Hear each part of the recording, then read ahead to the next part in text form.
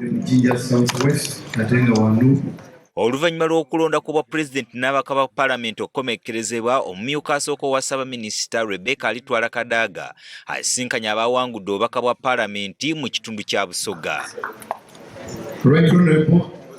Ono tasusodde kibiina kya byabufuzi nga baagala okutuukiriza ebigendererwa byabwe ebya Busoga.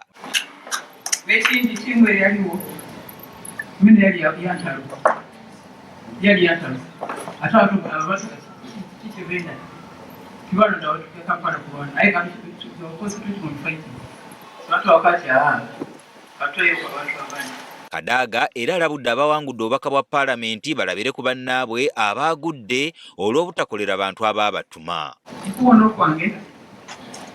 Abantu balinze babona batakola babasibula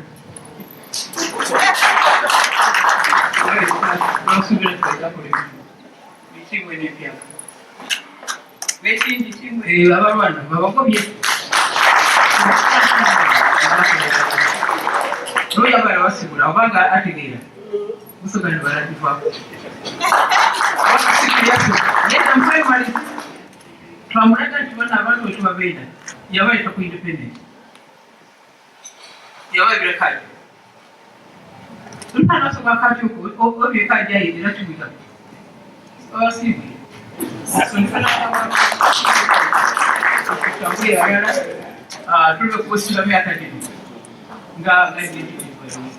Abaka ba paalamenti ab'ekibiina ekya NUP basiimye nnyo Kadaga olw'okwegatta ku lwa bulungi bwa Busoga. I want to thank you for taking the initiative of inviting us here to talk about the pertinent issues affecting Busoga.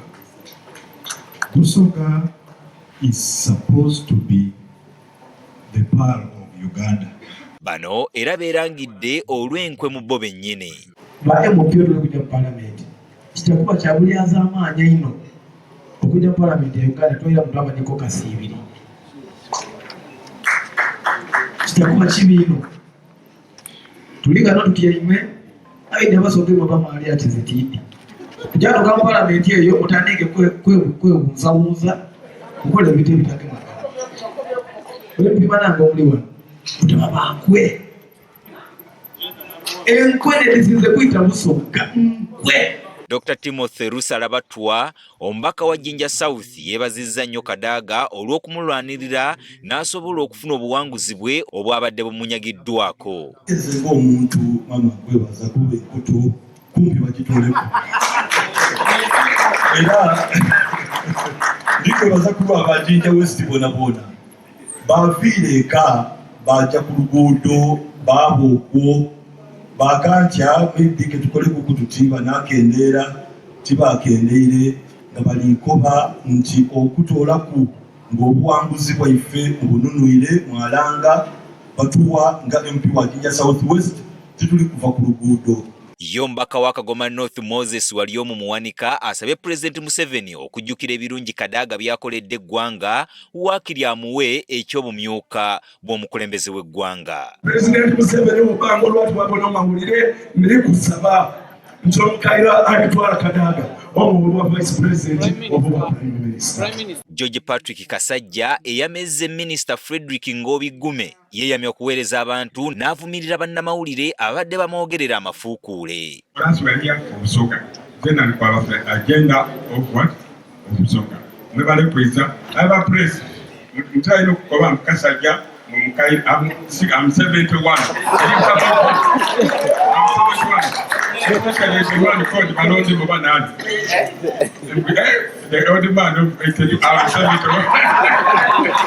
Omubaka wa Jinja North omulonde Hussein Muyonja amanyiddwa ennyo nga Swengere ategeezezza nga bwe yali yawubisibwa okuvuganya ku kya Jinja West mu kifo kya Jinja North. Mwami Sawulo nsonga mbi yaleeta ekirowoozo nti muna olukusaba bwa MPI wali kubusaba wakyamu obwa MP gy'obusabe mu Jinja North y'okuliire y'osomeire y'osula yebakuzaire eri abantu bo aye nga nze mu bwongo mbonanga Jinja North inene kuba mwena mujindi ni constituency esinga bunene mu Jinja City. Kadaga amaliriza olukuŋŋaana luno ng'abakubiriza okwegatta baleme kweyawulamu ekiyinza okuziŋŋamya ebigendererwa byabwe nga Busoga. Tukisoomwamuzale bibaine nti ugeze okunganya olwafaago nkolinabo ebyaka gireetano baizeko mu byalo eyo bayinza okukalubiriza bayinza okulaba tya twashiwalinga nti the campaign extend